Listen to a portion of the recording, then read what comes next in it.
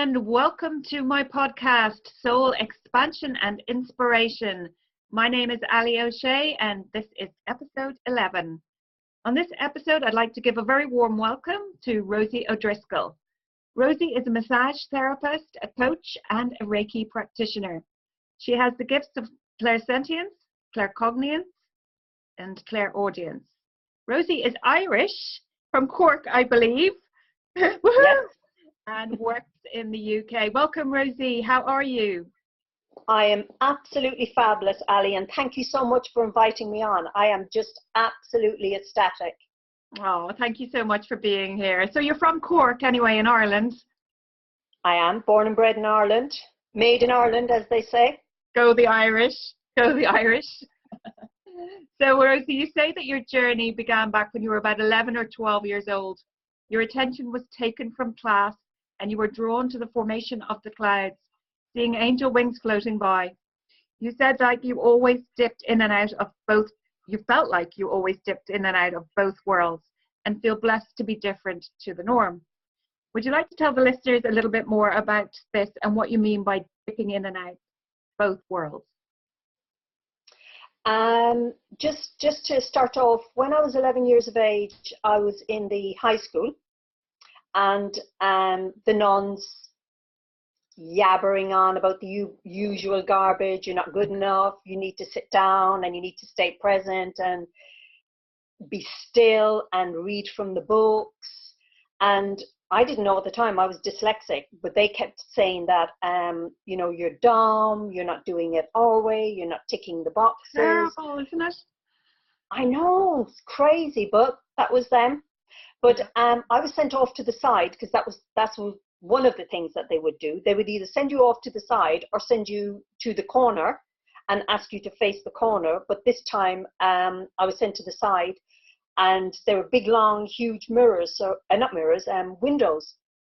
So I was sitting there and I was just daydreaming, just looking out, and I felt a pull away from the class. I could hear the nun in the background, and I'm thinking it myself, yeah. It's the same thing. You're not telling me anything different, anything positive.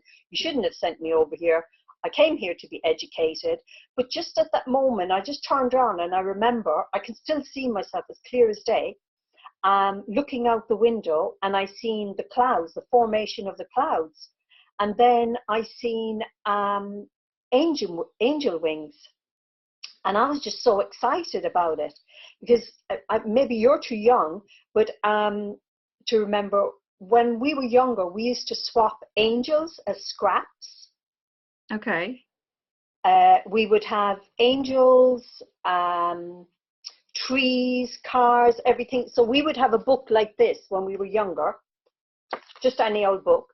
So we would get, maybe there'd be about 20 scraps, we used to call them, like pictures. So we would put them in each page. And right. When we were kids, we would swap them with each other. Like, we used to do that with other things. We used to do it with, like, smelly, those rubbers that had like a perfume off them and stuff like that. Yeah. That kind of thing. Yeah, so that's what we used to do. So I was so happy that I seen these angel wings going by, and other formations as well. And I thought, not knowing then, this was divine timing. So this was tuned in me because my nan, my mum, and now I've got 8 granddaughters. Some of them are really in tune with spirit.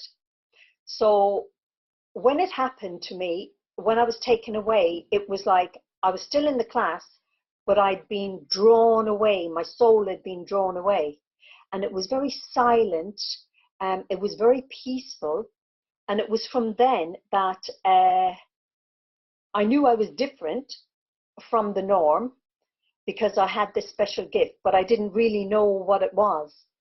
The only way I could tune into it was that every Sunday my mother used to go to my aunt's house.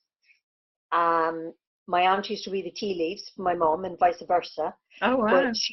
But she had a huge array of cakes, so that's why we used to go there from Thompson's Bakery in Cork. So we used to get all excited about that. Oh, But that we makes used, me laugh because we used to go to my granny's house and she used to have the biggest Tupperware thing of biscuits you've ever seen. yeah, but we were told not to come into the room when they were doing it, but we'd often just pop in and you'd see it happening in one of the china teacups, and obviously you'd be listening at the door.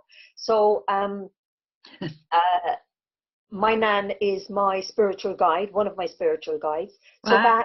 that's where that came from. But you know, as you do, you go on in life and you do lots of different things and you totally forget about it. You kind of pull back.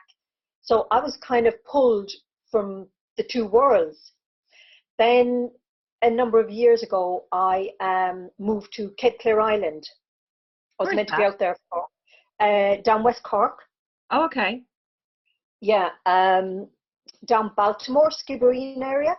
Baltimore would be the harbour there. It's 8 miles from the mainland, or 8 kilometres from the mainland. You have to get the ferry out there, and it's only 3 miles by 1.5. So I went out there for the summertime to walk in on Shoppabiog. Then I ended up staying there for 9 years. So the other story in relation to that is where Abraham Hicks came in. My niece found I think it's an iPod, you call it, one of those small little Yeah. things. Yeah. I didn't even know how to turn it on, plug it in, do whatever with it. So my daughter told me to get this connection, press all the buttons and see what came up.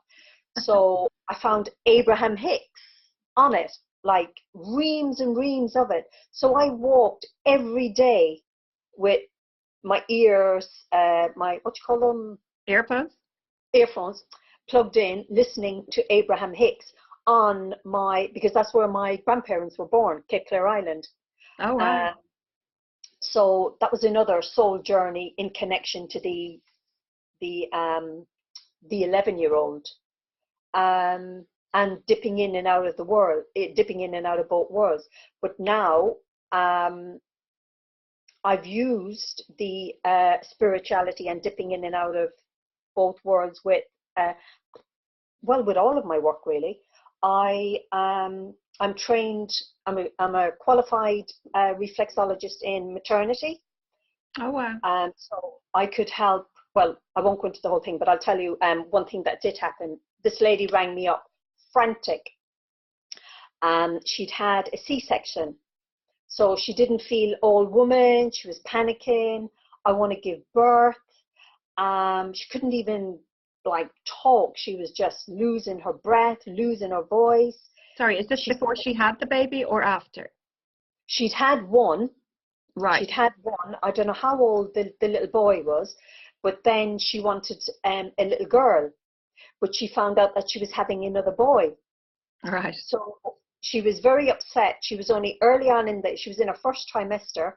So she told me she stopped talking to the baby, stopped connecting with the baby because she was disappointed it was a little boy. So now she was nearly 2 weeks overdue at this stage when she called me because she heard reflexology is beneficial. So I said, look, I'm available tomorrow. It was a Wednesday, 2:00. Let's make this happen. And she said, oh, okay. So tuned myself in, went to the house, did a little bit of yoga nidra with her, explained what I would be doing, explained that I sometimes, depending, I'd work with the spiritual realm, asked her to tune into baby. I tuned into baby after bits and pieces that she told me, and I could see him in the womb, and he was like this. He was totally annoyed. He was very upset because of what the mom did. So I tuned in with him, and when I was reflexing certain areas, he moved. So I knew he was in tune with me. So I had a conversation with him anyway, and I explained that, mom, as parents, we don't always make right decisions. Sometimes we do things, and then afterwards we think, crap, why did I do that? There's no book that you get. And I said, look, you're 2 weeks overdue. Your mom has tuned into you as well. She's waiting to see you. I was given a name, given a color, and had a chat, went off, did all what I needed to do, had a chat afterwards, gave her the do's and don'ts, and then woke up the next morning and I thought, who's sending me a picture of a baby? And she was like, wow, Rosie, there he is. I got the name Patrick. And she said, meet Patrick. I can't remember the other name. So he decided, yeah. And what was the colour that you were given in relation to? Green. Because she was asking for forgiveness from her heart. Ah. And the green came up because he'd forgiven her. So, because I was saying to him, come on, it's early days, second chances are allowed. You know, she loves you. And Audi Pop, £9, 12 ounces, I think he was. Wow. So, yeah, so this is where I tune in as well with my work. Yeah, and I see you're wearing your fantastic T-shirt there, Rosie's Celtic Haven. That's the name of your business. And I also, the reason I wore it this morning was that I teach yoga in nurseries to kids. Wow. So I go in and I teach 2 stories, and I teach them about breath and how to not hold your breath, but about not hold your breath, about you know, all aspects of breathing and being quiet. And I use my singing bowl to tune in to clear stagnant energies with them. And then once a month I give them, because I go to 4 different nurseries, I give them the last Wednesday of every month, I give them all a reflexology treatment. Oh, really? How old are these children? 2 to the age of 4. Wow. And did they love it? Oh, they absolutely love it. 1 minute, Ali, they are absolutely crazy, running around, rah! And then you touch their feet and they're like, they don't move. All consent is given. So what I do with them is I will pick 3 systems in the body, the spine, which is very good for the immune system. I'll show it on their back, and I'll show it the place on their feet, their head as well, which is on the tips of their toes, and their heart area. Lovely. So every couple of months we tune in and change it up for them, and they absolutely love it. And the best thing about it is as well that I say to them, you know, if mommy or daddy or brother comes home and they're stressed, you know what to do. Yeah. So a couple of parents from the nursery have had reflexology, and they're like, thank you, Rosie, amazing. Because their little ones do it on them, is it? Yeah, yeah. So cute. So my thing is I like to start them, you know, these interventions when they're younger. Yeah. Yeah. Oh, that's brilliant. I'm so happy to hear that, because, you know, I just love it when I hear about, you know, sort of, I don't want to call it new age stuff, because it's not new age stuff really, but you know what I mean. And I think people understand what I mean when I say that. Yoga, tapping, meditation, things that we love, you know, us that are gone through and are possibly still going through our spiritual awakening. And, you know, I love to hear the intervention at that early age. You know, I was delighted when my children, you know, back when I started doing lives, I was saying, I want this stuff in schools, and I want children to be taught it and all that. And unbeknownst to me, there's actually 3 schools in Ireland for mindfulness here around the area, and I didn't even know that at the time. It's amazing. And my children have a mindfulness in their school as well. So, oh, wow. Yeah. So it's amazing, and I'm absolutely delighted when I hear anything like that, you know. It's amazing, and it's good to catch them young. And then I go to the other extreme. I go into care homes, nursing homes, to teach slow chair yoga to residents with Alzheimer's and dementia. Oh, right. Like when I'm there, I'm in mid-flow teaching, and then all of a sudden they'll just get up. One will get up and say, you know what, you're crap, I'm not listening to you, and just walk off. That's so funny. It is. And I went to one the other day. It was so amazing. First of all, it was kind of hard to get them all tuned in and relaxed. It was a bank holiday Monday, and they were having a little glass of sherry. So I said, that is the first time I would have seen it in Ireland, but not over here, having a glass of sherry and doing chair yoga. That's really funny. Amazing. That's so And funny because my granny used to drink sherry. we used to be given sherry when we were younger, and they were like, Rosie, have some, you'd be fine. And they were like, nurse, come and give Rosie some sherry. I was like, no, you don't want to get me started on that one. Yuck. You've already kind of touched on this, but your nana and your mother and your granddaughters also possess the spiritual gifts. It must be great to be on the same page, because I know so many people whose families didn't understand their gifts, and as a result, they ended up suppressing and sweeping their gifts under the carpet. Would you agree with that? Most definitely. That's why I try and tune in with, I've got my granddaughters, and then I've got my niece and my niece's little fella, Isa. I try and bring them together as much as I can. So we do a little bit of yoga, mindfulness, meditation, spirituality, and the stuff that they come up with is just absolutely amazing. And I don't want them to lose that at all. They all have it. They all have it. It's amazing. That's amazing. Yeah. So I don't want them to be those kids that have just gone off into their life like I did. And, you know, like people saying, oh, that's that woo-woo stuff. I want them to continue it. And that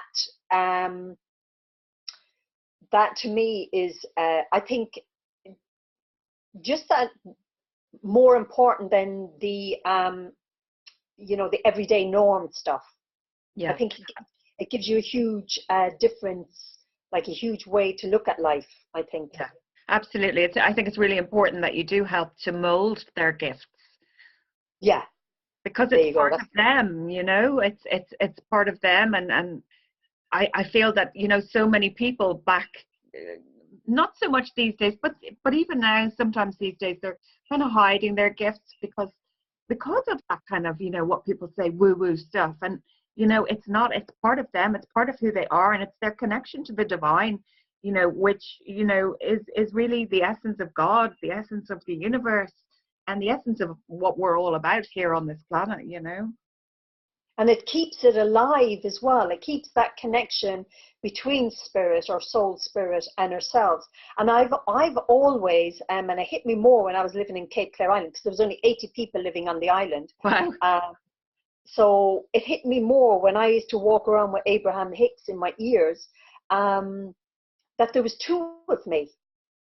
Not that I'm schizophrenic or anything, but that there was, like, I would stand sometimes and I would say, did you hear that?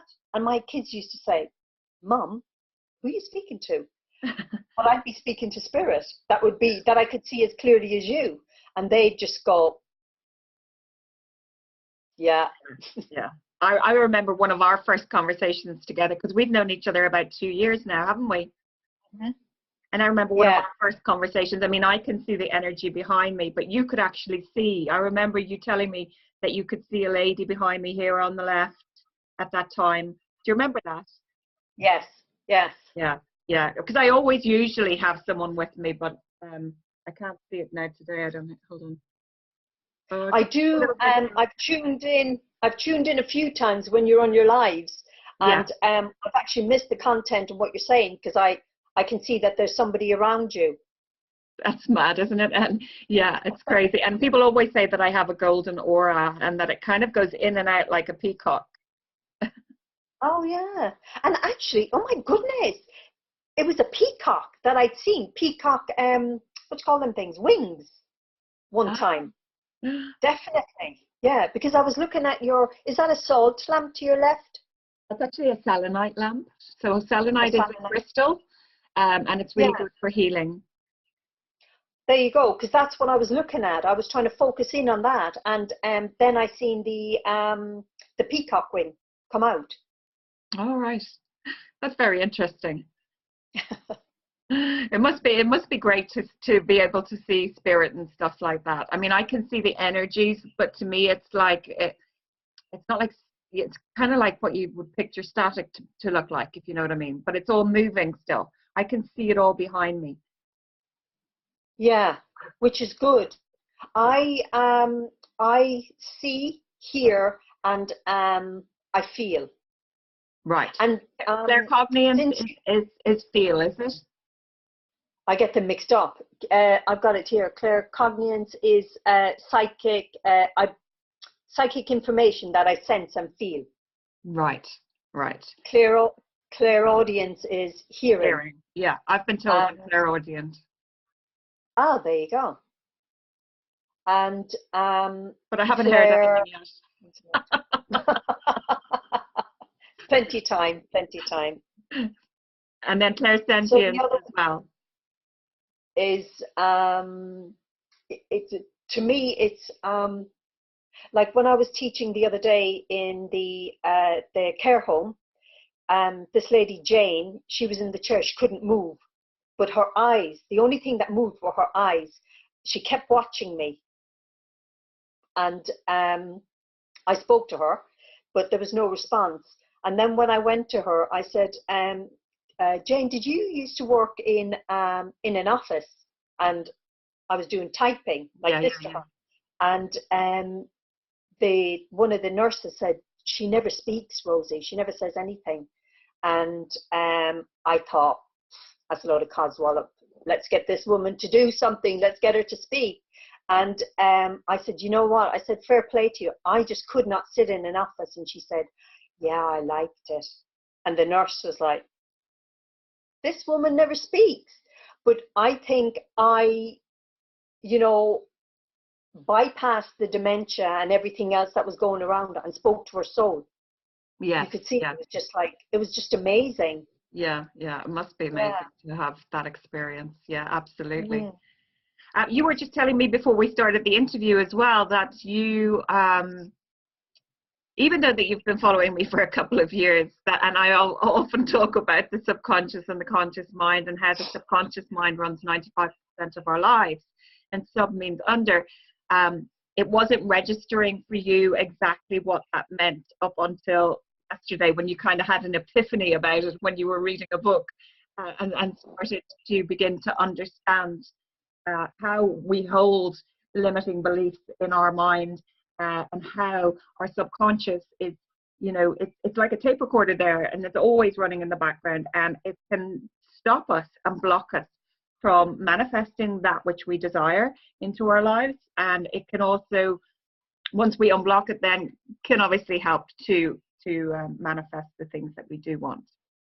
So do you want to talk a little bit about that? Yeah, this is just absolutely mind-blowing. And I know myself, I've blocked it, because when I hear you talking about the subconscious, I'm like, everybody shush, I need to get this. I need to learn this. And I've bought books on it. And I think because you invited, not that I think, I know, divine timing, you invited me to come on your interview. And I just said, universe, I'm going on this interview with Ali. I'm a little bit nervous, how's it going you're not coming across nervous. But thank you. But then somebody put up a book about You Are a Badass by Jen Sincero, I think her name is. And they said, this book is amazing. And because I've been working a lot with my soul, because it's yellow, didn't know what the book was about. I thought, I need to buy that book because that book is going to tell me something. So I bought the book and was listening to a lot of your lives, picking up a lot of stuff and clearing a lot of stuff. And then yesterday in the bath, subconscious and conscious, I was like, oh my God. I looked at the subconscious mind book that I bought. I think it was either 2002 or 2009. And I've been trying to get that word, trying to bring them into balance. But here we go, divine timing. It's just totally cleared all that up. Yeah. It's just and now I understand it. And I was there yesterday thinking, oh my God, because in the house I had total silence. I like to have total silence when I'm reading. And even if I've got a pen or something in my hand, that's distracting me. So I need to just focus on the book. And I did for an hour and a half yesterday. I just read 4 chapters of this book. And that was it, divine timing. And had you not invited me, Ali, I would never have got that. That's really funny. Another 20 years. So I could be talking about it till I'm blue in the face. And it's not coming from you. It's just taught me a grave lesson that because of my past, and because before the age of 6 or 7 that we take all this stuff on, and it's hugely blocked, because some things I'm able to manifest. And like, I came back to England with 2 bags, because I traveled in Australia and I traveled in Europe. I traveled like for 7 months non-stop, and then I came back and I was thinking, oh, what am I going to do now? So I came back, manifested a car, places to live. I manifested a whole load of stuff. But the one thing that as well that I wanted to manifest was money. It was coming in, and then it was going and coming and going. And I thought, I don't like this. Why is this happening? And when I started questioning, why is this happening? Because I've heard you say this as well. I started questioning everything. And then, boom, there was the answer yesterday. Now I know I need to affirm more with my affirmations. You probably have money blocks. Yeah. Because I'm a wealth coach as well. So, you know, you need to start to look at, you know, I actually said it to you just before, you know, a lot of people have the belief that money is evil. You know, money doesn't grow on trees. All these little things that we've kind of grown up with that become ingrained in our subconscious mind. And it does take a lot of time to reprogram your subconscious mind. Between 20 years. It takes between 21 to 30 days to reprogram your subconscious mind, depending on how ingrained those beliefs are. And so, you know, for a lot of people, it can take a lot of work. And there might be, you know, beliefs in there that you don't even know. So I did a wealth coaching mastery program with people, and it was really hugely popular. And, you know, I taught people that to switch those negative affirmations into positive affirmations, to be really aware of the language that's going on in your head and the words that you're using around money, for example, if that's where your block is. Yeah, definitely. And now, because I've got, and it's only taken me this long, I've got the understanding of the wording. And because before I did not, I was like, where is this coming from? What is happening? And I'm tapping every day and I'm doing all the stuff, and it's like an elastic band, in and out. And it was like yesterday, boom, down to you. Thank you. Oh, you're so welcome. You're so welcome. It's so rich. Yeah, you've got to stick with it though. You really, you know, it's all about repetition with the subconscious mind and reprogramming. It does take time, but you can't give up. You've got to keep going with it. That's the important thing. And we, you know, there's some days that people go, but I didn't have time today. If you keep missing days, it's not going to happen for you. It's going to take twice as long. You've got to keep doing it. You've got to do the energetic work that you need to do, you know. And I teach my clients this, and then I don't do it for myself half the time. But this is what I said to you, that you're hugely consistent in your life. And this is why I like, if I see Ali is live, I'm thinking, just clear everything, whatever I'm doing, I need to watch Ali. Oh, that's so nice. Thank you so much. You've been inspired also by Abraham Hicks, Wayne Dyer, Vincent Peale, Maria Aon White, Ken Graydon, and Chris from the Sajas Healing Center? CJs. CJs. The majority of these guys are in Australia, because I finished a relationship. It just went to pot. And when I was living on Cape Clare Island, and I thought, damn, I'm not staying here. I just took myself off to Australia for 3 months.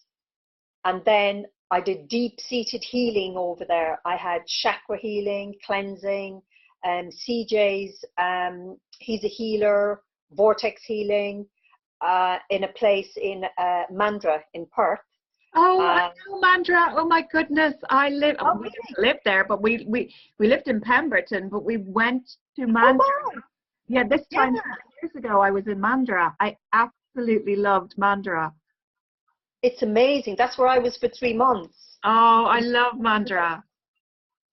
It's and there's a lot of Irish girls over there that are hugely spiritual. So I hung out with those as well in their tribes. Oh. It was amazing. And the majority of these guys that I've just put on the list were guys that I'd worked with and had healing with. And what I did was, because I wanted to travel around, I swapped my massages, reflexology, yoga, all my therapies and my healing. So people took me on road trips and I gave them massages. So I bartered. Yeah, brilliant, brilliant. And So you often talk about going back to Australia. Are you still thinking about going back to Australia? I would Ali, now that I know what subconscious and conscious means, I'm going to affirm what I need to affirm daily, bring those manifestations in, the money's going to pop in, and off I'm going. I want to go. Yeah, Uluru, I can never say it. It's that big red rock. Uluru. I don't know what. I think it's Ayers Rock Ayers or Uluru Rock. Yeah, it's in Australia. Ayers Rock. Yeah, it's a big spiritual place. So Right. yeah, but I want to go to the Blue Mountains as well. And is that in Australia? Yeah, it's amazing. I can't believe you were in Mandurah. That's amazing. Yeah, definitely. Loved it. We used to go to this beach in Mandurah, and the dolphins would always come by. Yeah, I loved it. Absolutely loved it. I think it's called the Key. I can't even remember now, because I probably would have been 5 minutes from there where I lived, where I was staying. The most amazing houses on that beach, and I used to look at the houses and go, "Oh, I'd be so blessed to live in one of those houses." Yeah. We took one time, I think it was New Year's Eve. I was invited to this Irish guy's party, and we met him in the day, and one of the girls that I'd met, Janine, was a very good friend with him, and he was like, "Come to my little house," and I was thinking, come to his little house. And then when I went to his little house, oh my God, I actually got lost in the house going to use the bathroom, which way to come back. It was huge, and it was on the river. Oh my goodness, it was amazing. Oh, lovely, lovely. Yeah.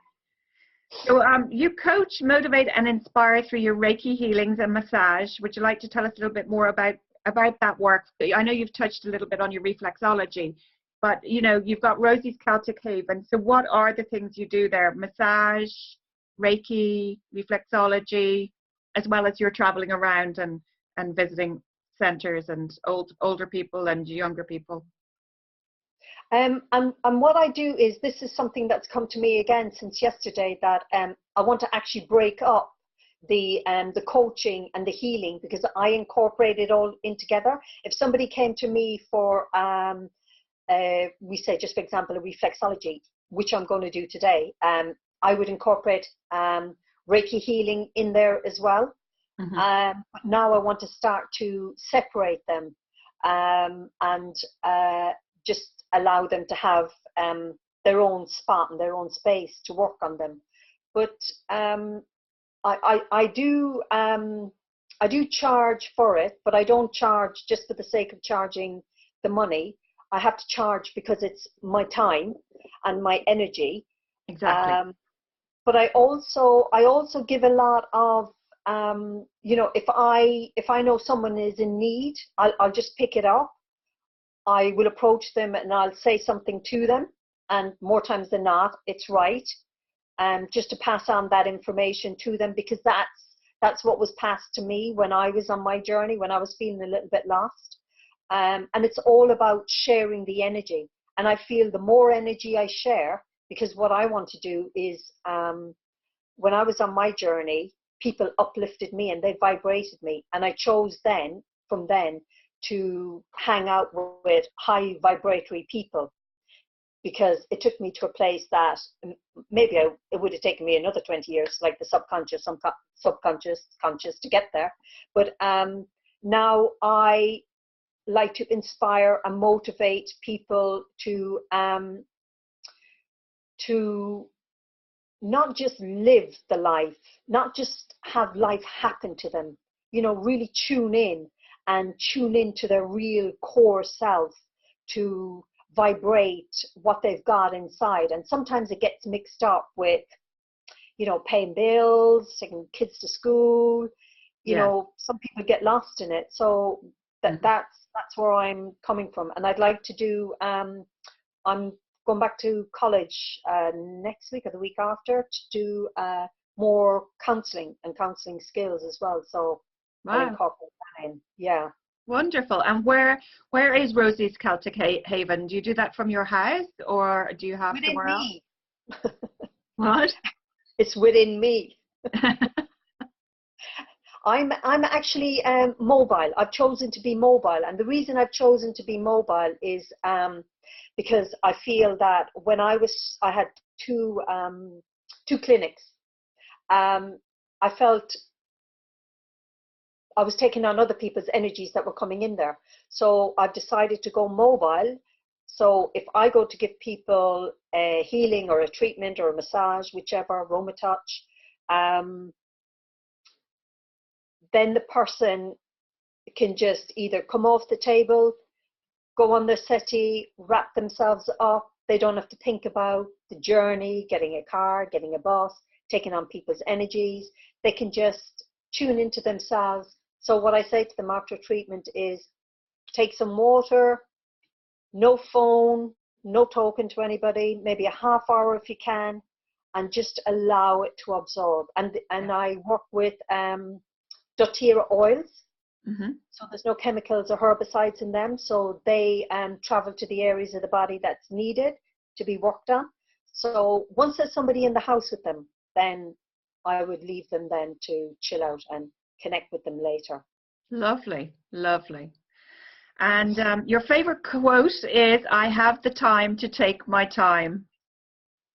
Yeah, I was looking for something that would gel everything that I was doing.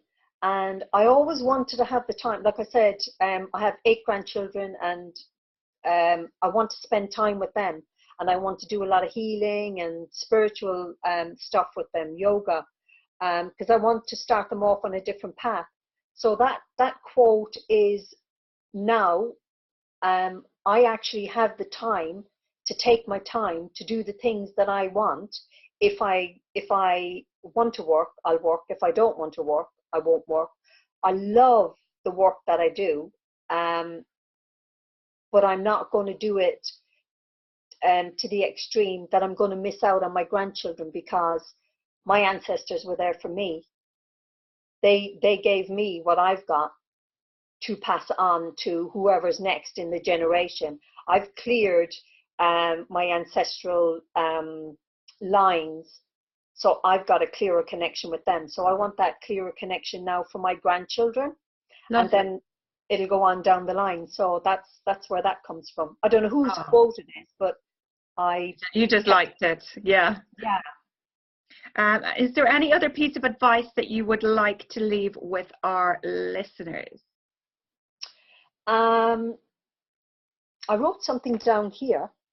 You need to raise your frequency to match the vibration of the one you want to tune into. And life is about your faith being greater than your fear.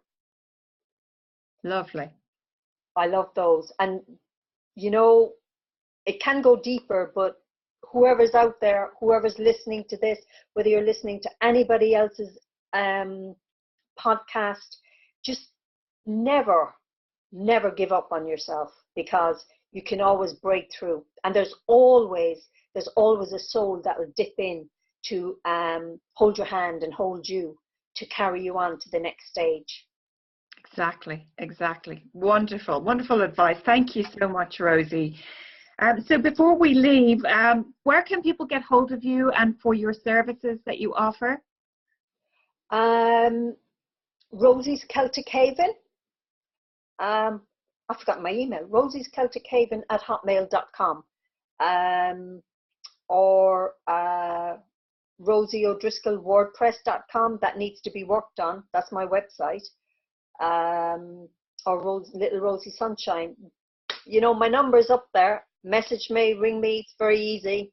Great. And whereabouts in the UK are you? I'm in Shirley in Surrey at the moment, but I'm moving to a place called East Grinstead. And there's a huge meridian spiritual line going through there. So I'll be vibrating so high. Wonderful. Wonderful. Well, thank you so much for being here with us this afternoon, Rosie. It's been an absolute pleasure talking with you and sharing your stories with us. It was absolutely fabulous. And, you know, from the bottom of my soul, thank you very much, Ali, for inviting me. And thank you for all your lives. You do, oh, I nearly forgot, your consciousness creators, that just whipped me into place. Oh, wonderful. I'm so delighted. Well, thank you very much again. Thank you. Thank you.